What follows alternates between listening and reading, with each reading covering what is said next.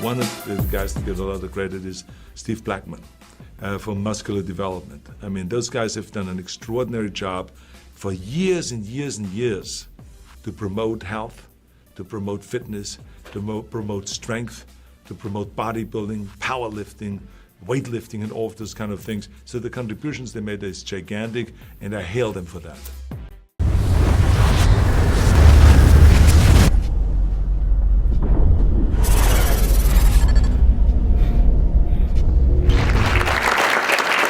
So thinking back to Sergio Jr., how much of his dad did you see in Sergio as you were standing right with him on a bodybuilding stage? Oh, it's like going back, like I said, 50 years when I hung out with him in Chicago. And Sergio was Mr. Olympia at that time. And here was me coming over from Europe to beat him. Because that was my mission. Come over here to train with the American bodybuilders and to take his crown away. And he knew that.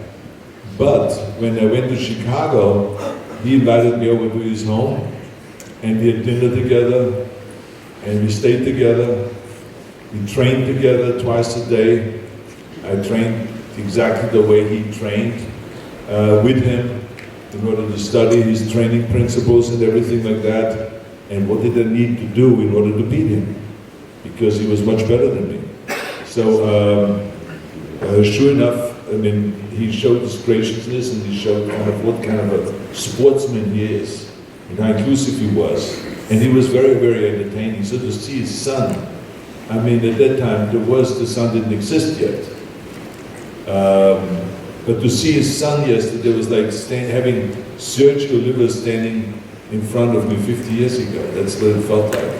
And, you know, the same kind of boyish look, and the life in the eyes, and the excitement, and all that stuff. And Sergio was a real character, you know, because he was like black, but he was also Latino. He was from Cuba.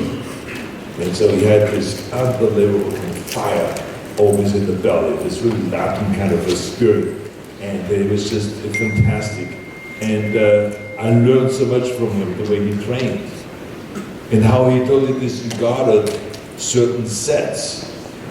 You know, when you ask him, I said, so how many sets do you do every day? And he said, I do around 25 sets, you know, for biceps, and 25 sets for triceps, and 25 sets for my delts, and all that stuff. And he would give me the routine, and then I said to myself, but before we get to that, he had kind of this daily routine that he started his training with. And it was really hard. We would do like 5 sets of triple sets, bench press, chin-ups, and then bend over rowing. He would just go from one to the next, to the next, to the next, to the next, and he would do 5 sets like that. And then he would do 5 sets of cable, kind of lateral raises. Nothing too heavy, but I mean, also with the bench press, nothing heavy, because he would go up to 315, and he would do these half reps like this, and he'd go from one to the next, but he would wipe you out in no time, and he'd go from one to the next, and the next, he'd do 3 sets in a row, and then he'd go right back again, and do 3 sets in a row without stopping, he wouldn't stop. You know, and so it was a very, and so he says, okay, so now you wiped out already, right, with this kind of warm-up routine, and then he says, okay, now let's start training. And he would not count those sets.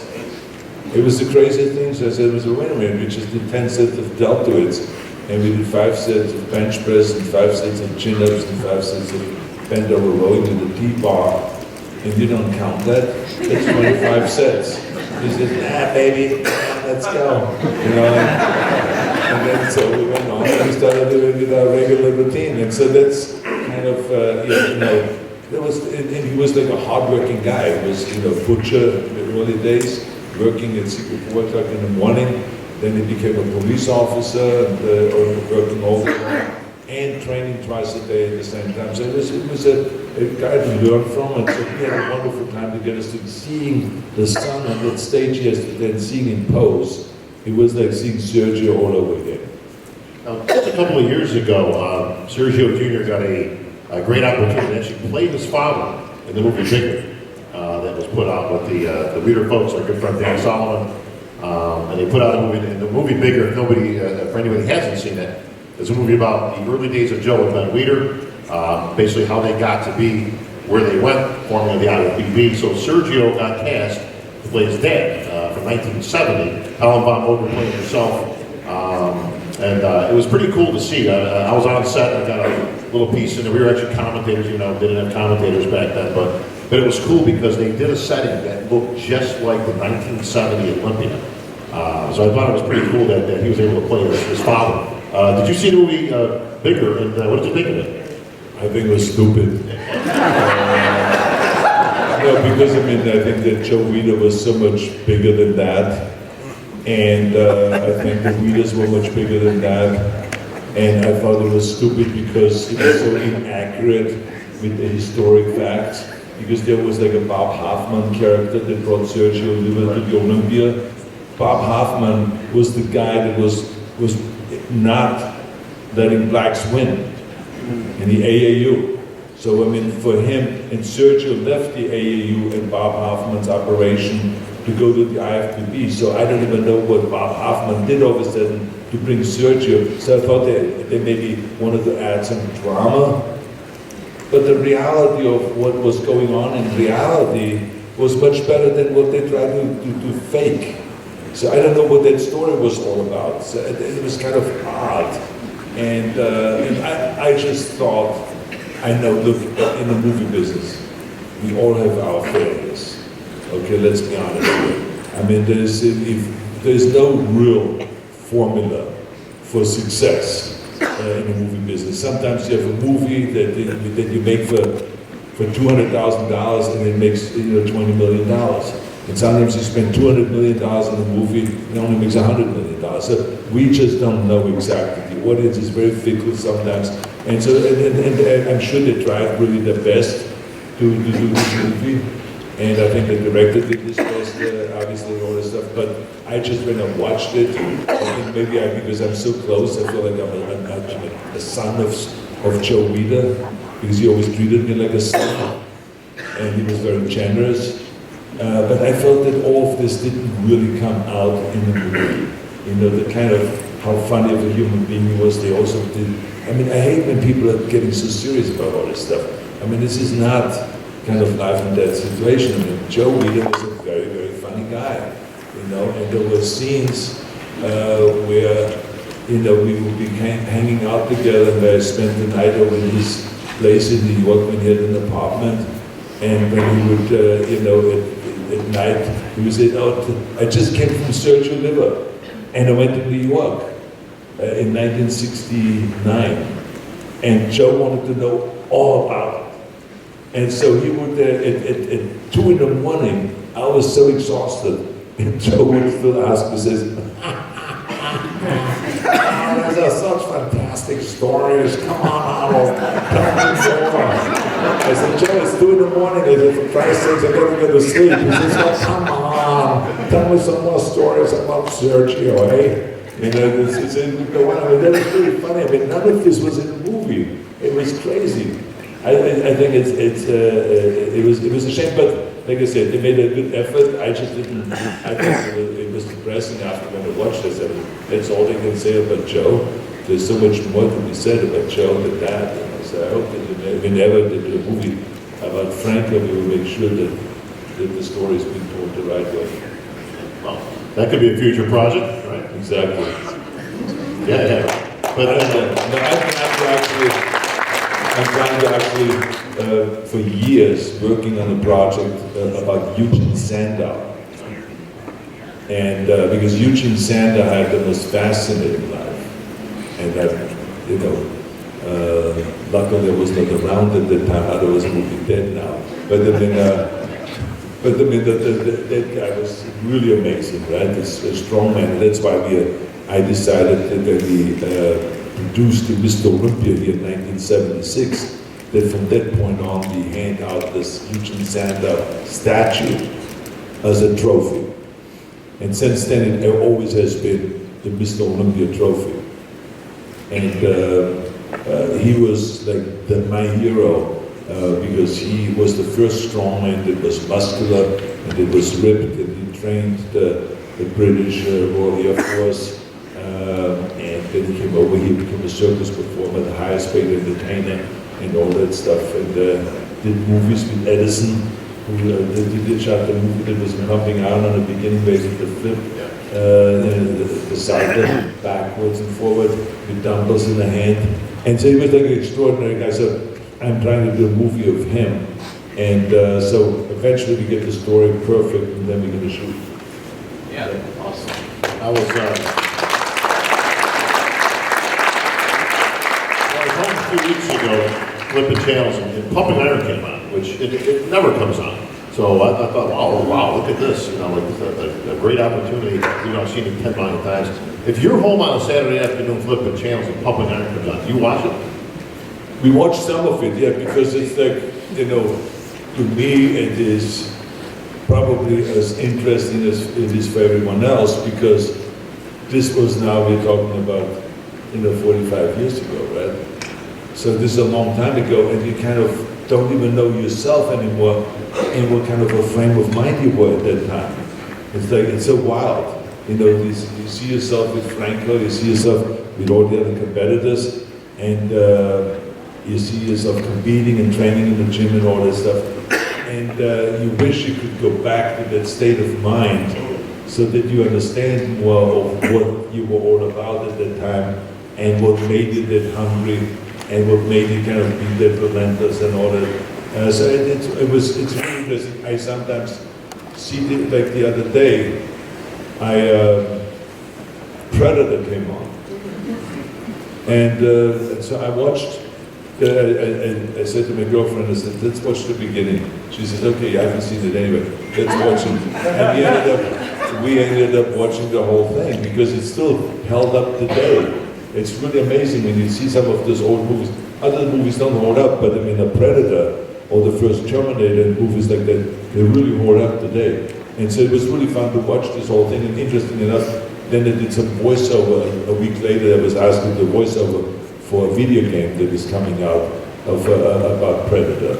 And so it was great that I watched it to get back into the movie then, that I had to do the voiceover. Clearly you have a different perspective when you're watching it. Like it's got to flash back to some just thoughts in your mind of wow, that scene took 2 days to film. I was in the water, I was freezing, I had mud all over me, that type of thing. Movies are a lot of fun when they come out and they're successful.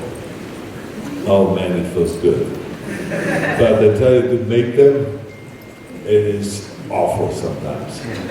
I mean, on Predator, we were in the jungle, way down almost the Honduran border, and Guatemalan border down there. And it was freezing cold. I mean, most people think the jungle is hot, but in November, it's not hot. In November, it gets very cold, especially at night. And so we were shooting nights. And it was so cold, and now they had to put this mud on my body at night when it was freezing cold. And so you put that mud on it, and in order to keep it shiny, they would spray you down with water all night long. And then freezing cold. I mean, I was like shaking like that. And I was thinking about it, I remember at that time, if people just would see or experience what it takes to do those scenes, and the misery goes through, how you lie there in the mud, and how they cover you with mud, they spray you down with water, and the face is full of mud, and you get the mud in your eyes, and all of this stuff, But, in the end, you still enjoy it, because you know that, the pain and the discomfort is temporary, but the movie is permanent. And so you always keep that in mind, that this is great entertainment. I always visualize what the scene will be as a finished product of a movie, and that's what kind of motivated me in terms of to do the scenes. But you do the scenes over and over all night, and you're shivering and you're shaking and all this stuff. I remember Coelman, the amount of times I got cut with the stupid swords, and the injuries that I had and all that stuff. So it's just the way it is. But if you don't mind, if I can just ask a question quickly, because you just It's kind of your show, so. No, but I mean, you just came out with the book, right? Yeah, so tell me now, what motivated you to do the book? Well, I've always had this. Your mic is not on. Well, I've always had this. Well, I've always had this kind of a fantastic story from like a ragged to riches kind of guy, you know, coming along and people had always asked me to, you know, tell my story. And that's too much work. I got other stuff I need to be doing. And you need to tell it now. Well, you can. So one day I sat down with the editor and we put all this stuff together. And about a year later, I came out with some people say a great book. But the unfortunate thing is about it, I had it and I sold out of it. So I can't even show you what the book looked like. But it took me about a year to write it, you know, and it's out now. Get it at Amazon, and if you email me, I'll sign you a copy of it and send it out to you. My email is cmrolimpia@aol.com. So you're saying that the book is out, but you don't have a copy of it? Is that what you're saying? So can you go to the bookstore and buy you a copy of it? Believe it or not, I just sold the last copy right back there, but before I came. Oh, you sold them out? Yeah. Oh, that's fantastic. I'm going to get a copy of it today. I just found out about that you came out with that book. Yeah. I read that and I want to get a copy at the bookstore today because I want to read that story because you have a really fascinating story to tell. And you were such a great champion and you did so many different things. And then also facing those obstacles, the physical obstacles, you know, and the surgeries and this and that. I mean, it's like really wild, the things that you went through. When are you going to write your book? Well, when I finish my career, you know, because there's some stuff that I can't talk about at the moment. Wow. Does it have anything to do with ISIS or anything like that? So you're a hitman or something like that? What is it that you can talk about? You're running a sex shop? I don't know what it is that you can talk about. But I think it's smart not to talk about it because otherwise you don't get the money in advance, right? Because that's what editors do. He's absolutely right. The editor says, is there anything that the people don't know about?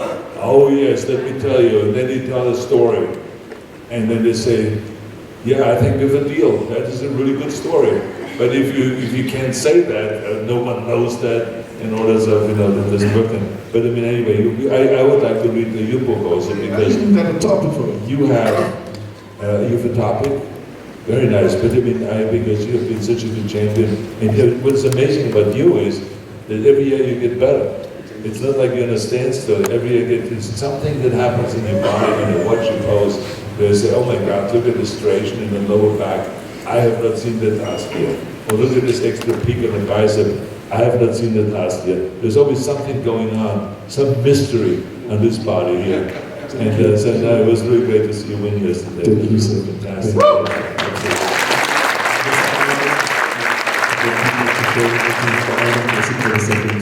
Thank you. And this is what the seminar is all about, because as I said yesterday, you know, everyone that sits out there wants to know, how did this guy train? How did he become the champion over the other guys? What was the secret? You know, how did they pose? How did they prepare for the posing? How much stretching did they do? How much warming up did they do? What kind of weights did they do? How many reps did they do? Is he into high reps? Is he into low reps? Or is he into strength training? Is he not into strength training? I mean, you know, it's all of this stuff. What kind of stuff is he taking? You know, what kind of vitamins is he taking? Is he on anything else? I mean, this is the kind of, let's get in to get the inside scoop.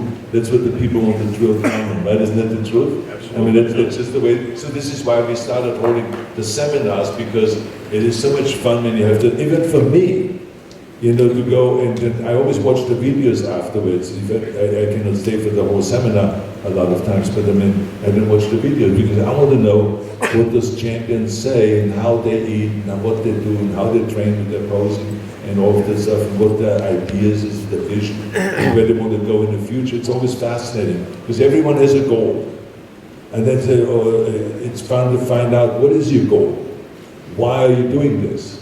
This couldn't be the end product because we know that you only can compete so long. Then what's the next step? So this is I think the fascinating things to find out what makes someone tick. And all of these champions here, I mean, they're all in the same thing. I mean, it's like they're all so motivated, and they all had that drive, and they're still having that drive, and they're still ready to compete and to win the Mr. Olympia contest and all that stuff, And the stuff that you went through.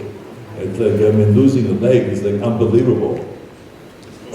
I mean, I know it's believable, but it's like, when I heard that, I mean, I felt so sorry for you because, I mean, it's like, it's when you have a medical problem, there's nothing you can do about it. It is what it is. As they say in The Irishman, this other movie, right? It is what it is. And that's what it is. And, I have my problems with the heart, and I always have to watch it. And, keep training and, but be careful not to lift too heavy and stuff like that. So we all have kind of things that just creeps up on you, and then you have to deal with it. And then the trick is, how do you deal with it the best possible way? As they always say, for every attack, there's a defense. Right? So this was an attack. Now you have to figure out how to work around that. And you're doing it really well, the way you move around. And your attitude is really amazing. When I ran into you yesterday, to see you with that smile, as you always have. Thank you. It's fantastic, So I know you're going to fight through that, and you're going to continue on and teach the world how to train and all that stuff. So they're all great inspirations, for not just for you, but for me also, because I also need inspiration.